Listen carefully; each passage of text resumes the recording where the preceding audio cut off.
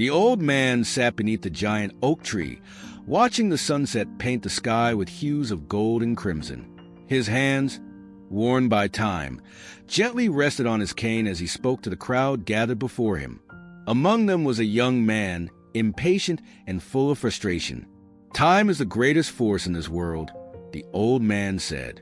"It builds and destroys, heals and wounds, gives and takes.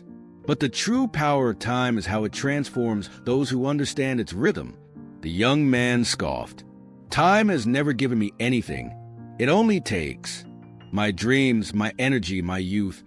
It slips away before I can grasp it." The old man smiled knowingly. "Then let me tell you a story of a boy who thought the same. A boy who learned that time does not steal. It reveals." And so the story began. Years ago, in a small village, a boy named Elias lived with his mother. His father had abandoned him when he was young, and Elias grew up with anger in his heart. He believed that life was unfair, that time only served to make his suffering longer. Elias was impatient. He wanted success now, wealth now, happiness now. He despised the slow-moving world around him and cursed time for making him wait. His mother, a wise woman, often told him, "Patience, my son. Time is not your enemy. It is your greatest ally." But Elias did not listen. One day, he met an old carpenter who offered him work. "Build something with me, and I will show you the power of time," the carpenter said. Skeptical but desperate, Elias agreed. For months, they worked side by side, shaping wood, sanding edges, and assembling pieces. But the progress was slow, and Elias grew restless. "This is useless. I need results now," he shouted one evening, throwing down his tools. The carpenter only smiled. "Then walk away, if you must. But if you stay, you will see what time can do." Elias stayed, but resentment burned inside him. Every nail he hammered felt like a wasted second.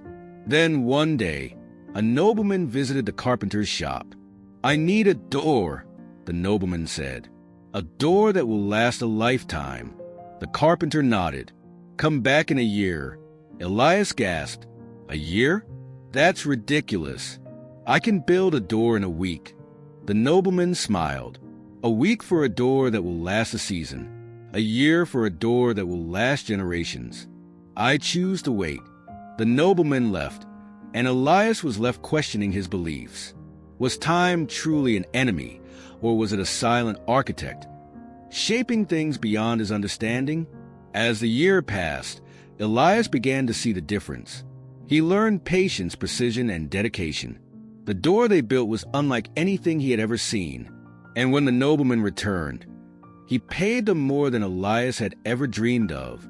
Elias began to wonder, if time could do this for a door, what could it do for a life?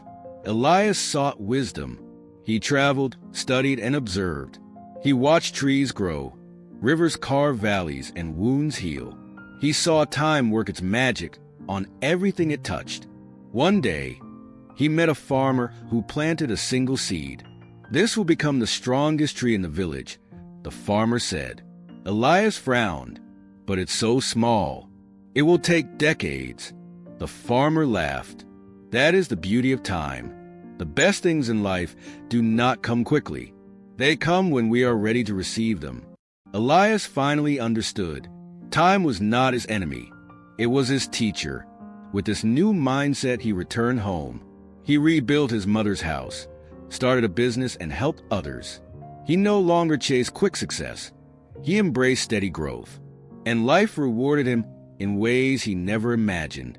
Years later, Elias stood beneath the same oak tree as the old man before him. He had become the storyteller, the teacher, the wise one. The young man in front of him, impatient and frustrated, mirrored his younger self. "So you see," Elias concluded, "time is not here to steal from you. It is here to shape you, to prepare you. The question is, will you fight against it, or will you embrace it?"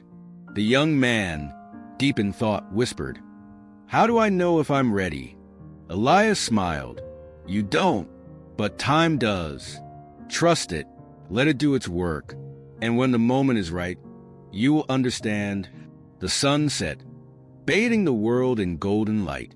The young man, for the first time, did not feel rushed. He simply stood there, letting time flow, knowing that his greatest ally was already at work. And so, the cycle continued. The power of time, shaping one soul at a time.